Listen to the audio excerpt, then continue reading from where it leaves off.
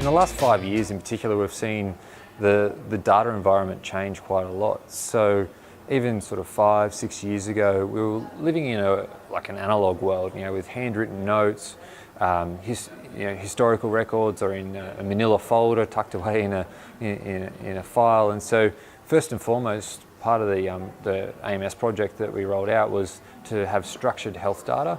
So prior to AMS, the girls were using the AIS's version of quite a basic athlete tracking system, where each day they would pop in and have to get online on a laptop and enter whether they had fully trained, done a modified session or not trained. And that was the extent of the information that was collected with regards to their sessional loading. So it is a sport that's been doing some form of sessional loading for a long time. In terms of injury records and collecting epidemiological injury data, we would have to chase up the physios in the States that were treating the athletes and ask them to fill in an Excel spreadsheet that had details such as injury diagnosis, prognosis, number of days until the athlete would be ready to return to full training, those kind of things.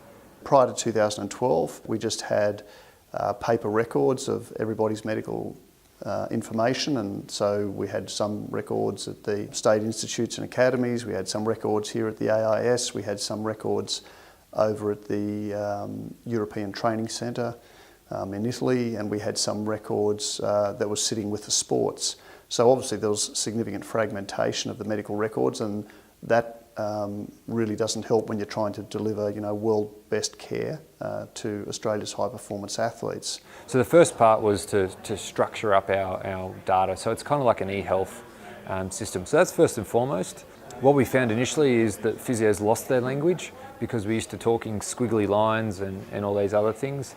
And there's been a process over the last 5 years to convert the historical ways of writing into the new sort of prose format. But once we got across that, we haven't sort of looked back. Prior to using the AMS, I was really catching up with athletes on a camps-based basis. So I wasn't seeing them or hearing from them a lot in between camps and tours when their team got together. It certainly made me much more aware of the bigger picture in terms of the epidemiology behind water polo injuries. So good support to anecdotally be aware that in water polo, for example, we have a high incidence and prevalence of shoulder problems, but it's actually given me the numbers to say that actually 50% of our injuries are due to shoulders. Well, we really need to do something about that, and we really need to look at implementing some solid injury prevention programs. So now the athletes enter their own sessional monitoring via their Smartabase app, where within half an hour of finishing each of their training sessions, they're able all to quickly log on. Within a couple of minutes have logged exactly how the duration and the intensity of their training session, what type of training session it was, and whether they were able to fully participate as per the coach's wishes.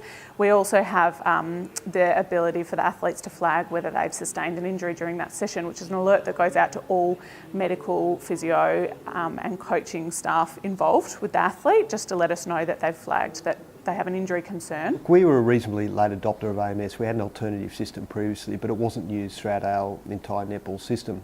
We're such a big sport nationally and have such a decentralised presence that we needed a system that everyone could buy into. So the beauty of AMS is it's been adopted by all the state institutes and academies of sport, and we have a program in each of those.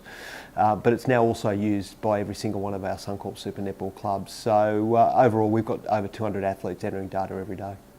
The AMS can really help us do a better job with athletes, partly just because of the ease in sharing information. So for me, my athletes might be in Canberra on a camp 1 week, and then they might go back to their home training base at another time.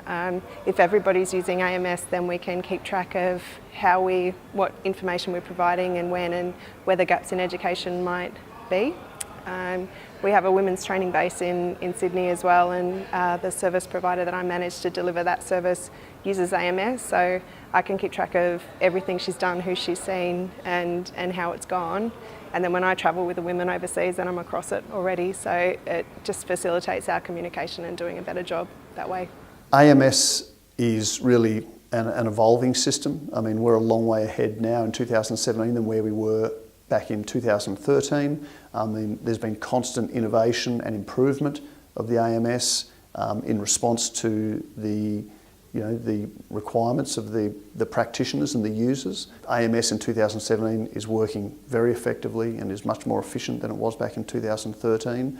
It helps us with other projects apart from direct clinical servicing, such as looking at injury patterns, looking at illness patterns, spikes in illness at different times of year or amongst different athletic groups. And I think going forward, looking at how much has changed since 2013, I'm very confident that the AMS will continue to innovate and improve in the years ahead, so that at all times we've got a really cutting edge system that is ensuring that we're meeting the requirements of the high performance system across Australia and for those athletes and officials when they're travelling around the world.